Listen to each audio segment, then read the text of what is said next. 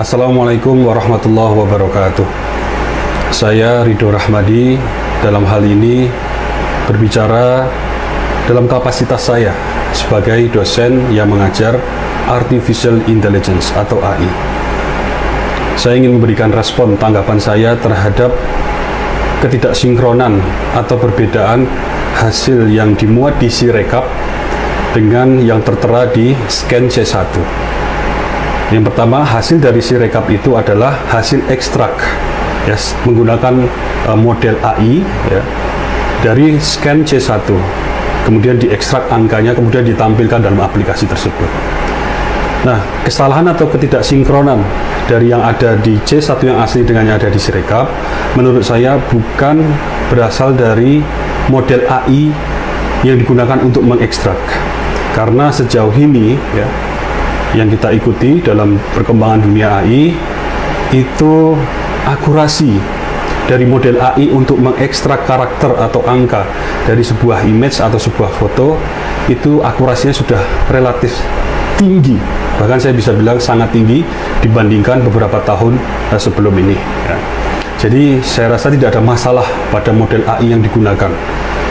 Nah, saya melihat ketidaksinkronan ini lebih disebabkan oleh hal yang sifatnya algoritmik, artinya by design, by intention. Ada baris-baris program yang sengaja dibuat ketika itu dijalankan pada Sirekap, kemudian menambahkan suara pada paslon tertentu dengan konsekuensi mengurangi suara paslon yang lain. Ini yang saya lihat. Kedua, saya ingin juga menanggapi terkait lokasi server yang di mana pemilu 2024.kpu dan juga sirekap.kpu itu diletakkan, aplikasinya diletakkan di mana. Ya, kemarin diberitakan itu diletakkan di Alibaba dan tidak diletakkan pada server yang ada di Indonesia. Nah, tadi saya melakukan kajian ya, melakukan trace bersama tim di mana letaknya. Jadi sejauh yang kita dapatkan memang betul servernya itu adalah server Alibaba yang lokasinya memang most likely sangat besar kemungkinan tidak di Indonesia. Yang menurut saya ini sangat berbahaya. Bayangkan satu kotak yang berisi seluruh suara ya dari seluruh penduduk Indonesia, bentuknya memang digital, itu diletakkan di luar wilayah Indonesia.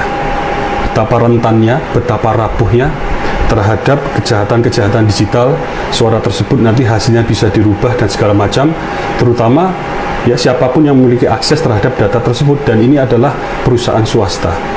Jadi ini sangat berbahaya dan kita sangat sayangkan. Kita berharap ada klarifikasi yang jelas dari KPU ya, berkaitan dengan yang permasalahan pertama tadi, ketidaksinkronan dari Sirekap dengan scan atau C1 tadi. Ini sebenarnya mudah saja dibuktikan dengan mungkin KPU bisa mempublish sebagian, tidak usah sepenuhnya ya, sebagian dari baris program di mana itu memang yang menjalankan atau mempublikasikan hasil tadi pada Sirekap. Jadi ini juga pernah saya lakukan. Ini biasa dilakukan di dunia akademis. Kita mempublikasikan source code atau kode program, sehingga orang lain bisa melihat, bisa mereview. Jika ada kesalahan, bisa diperbaiki bersama. Jika ada hal yang perlu diimprovisasi, bisa ditambahkan bersama. Nah, ini bisa dilakukan KPU ya, tidak usah seluruhnya karena demi keamanan, tapi baris program pada Sirekap yang memang itu menampilkan dari hasil ekstrak kemudian ditampilkan ke aplikasi, sehingga kita bisa melihat ya, orang-orang yang memang mendalami dunia IT ya, itu bisa melihat bahwa memang tidak ada penghubungan dalam baris program yang dijalankan ini. Kedua, masalah server ini harus diklarifikasi ya, jika letaknya memang di luar, harus ada langkah-langkah khusus ya yang segera, sehingga itu menjaga sepenuhnya kedaulatan data, keamanan data pemilu di Indonesia pada tahun 2024 ini. Sebagai contoh, ini di belakang saya adalah server-server yang saya dan kawan-kawan kelola ya. Ini untuk kebutuhan startup yang skalanya masih startup ya, skalanya masih startup.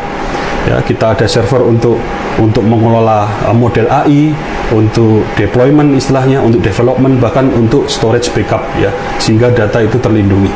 Ini kita yang skalanya masih startup punya kesadaran bahwa data itu harus ada di Indonesia dan milik kita. Nah, ini ada di Yogyakarta ya.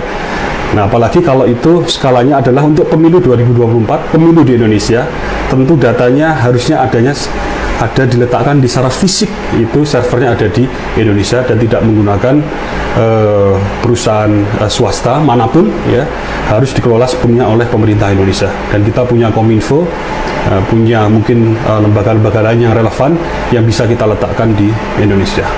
Demikian, ini sedikit tanggapan, harapannya untuk menambah pencerahan tentunya, dan kita harapkan nanti ada titik terang yang bisa disampaikan terutama dari pihak penyelenggara.